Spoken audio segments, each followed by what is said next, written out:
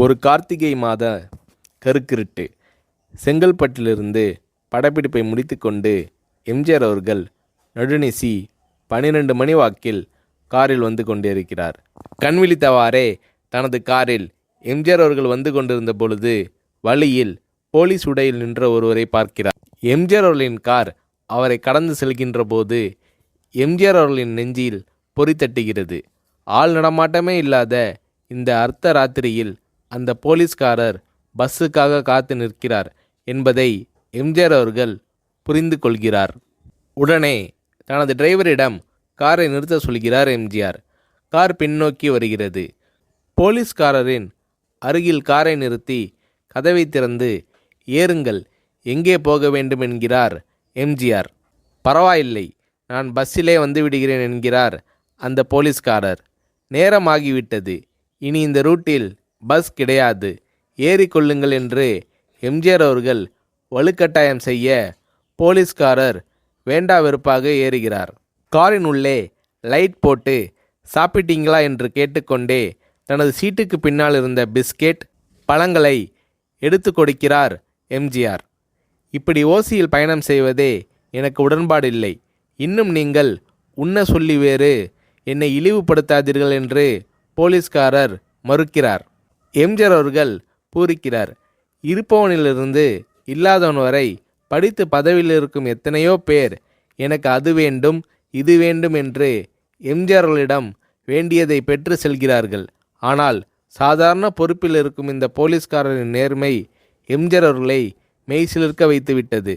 எம்ஜிஆர் அவர்களின் கார் கத தூரத்தில் வந்து கொண்டிருந்தாலும் காரின் நிறத்தையும் ஒளியையும் மனம் கமலும் ஓடிக்கான் வாசனையையும் வைத்து இது எம்ஜிஆர் அவர்களின் கார் என்றும் கார் சென்ற தடத்தை தொட்டு வணங்குகின்ற அளவுக்கு புகழுடன் திகழ்ந்த நேரம் அது.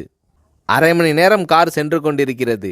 ஆனால் அதுவரை எம்ஜிஆர் அவர்களை பற்றி பெரிதாக போற்றி புகழ்ந்து பேசாமல் அந்த போலீஸ்காரர் வந்ததே புரட்சித் தலைவர் எம்ஜிஆர் அவர்களுக்கு அந்த போலீஸ்காரர் மீது மரியாதையை கூடுதலாக்கியது.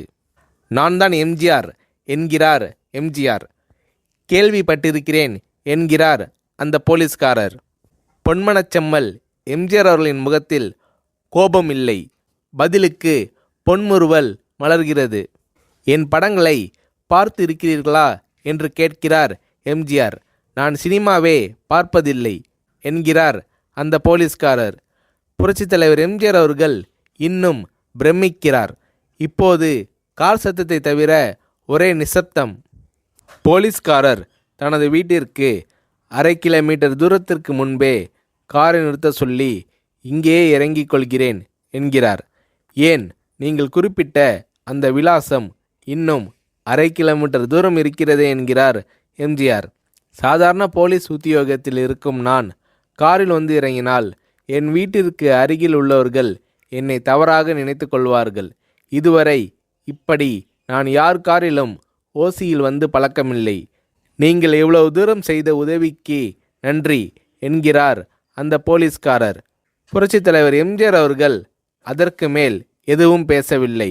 அவர் எந்த போலீஸ் ஸ்டேஷனில் பணிபுரிகிறார் என்பதை மட்டும் கேட்டு தெரிந்து கொண்டு கிளம்புகிறார். அடுத்த நாள் செங்கல்பட்டு போலீஸ் ஸ்டேஷனுக்கு ஃபோன் செய்து நான் எம்ஜிஆர் பேசுகிறேன் என்கிறார் எம்ஜிஆர். ஃபோனை எடுத்த டிஎஸ்பி உதறலோடும் உற்சாகத்தோடும் தலைவரே வணக்கம் என்கிறார். இரவு சந்தித்த போலீஸ்காரரை பற்றி விசாரிக்கிறார் எம்ஜிஆர்.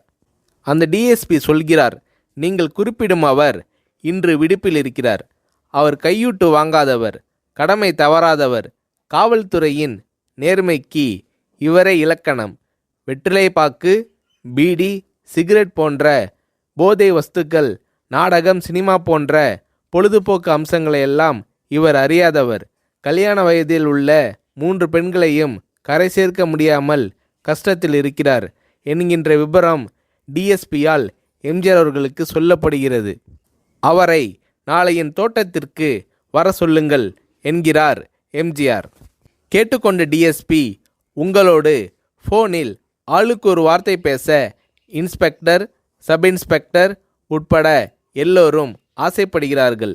ஃபோனை அவர்களிடம் கொடுக்கலாமா என்கிறார். எம்ஜிஆர் அவர்கள் கொடுங்கள் என்கிறார். பேசுகிறார். அந்த போலீஸ் ஸ்டேஷனே புண்ணியம் பெற்றதாக மகிழ்ச்சி அடைகிறார்கள் அந்த போலீஸ்காரர்கள். மறுநாள் அந்த போலீஸ்காரர் ராமவரம் தோட்டத்திற்கு அழைத்து வரப்படுகிறார். அவரிடம் பேப்பரில் மடித்த பெரிய பணக்கட்டை கொடுத்து, இதை வைத்து உங்கள் பெண்களின் கல்யாணத்தை நடத்துங்கள் என்கிறார் எம்ஜிஆர். போலீஸ்காரர் மறுக்கிறார். நான் ஏதாவது உங்களிடம் காரியமாற்ற சொல்லி அதற்காக கொடுத்தால் அது தவறு. என்னால் ஆக வேண்டியது உங்களுக்கும், உங்களால் ஆக வேண்டியது எனக்கும் எதுவும் இல்லை. நான் உங்கள் கூட பிறந்த ஒரு சகோதரனாக நினைத்து கொடுக்கிறேன், பெற்றுக்கொள்ளுங்கள் என்று சொன்ன பிறகு கேட்டும் கூட கிள்ளி கொடுக்காத கனவான்கள் வாழும் இந்த உலகில் ரோட்டில் நின்றவனை அழைத்து சென்று அள்ளி கொடுத்த எம்ஜிஆர் அவர்களின் கருணையில் நெகிழ்ந்து போய் பெற்றுக்கொள்கிறார் அந்த போலீஸ்காரர். பிறகு ஒரு தேதியில் புரட்சித் தலைவர் எம்ஜிஆர் அவர்களே சென்று அந்த போலீஸ்காரரின் 3 பெண்களின் திருமணத்தையும் நடத்தி வைத்து வாழ்த்தி இருக்கிறார்.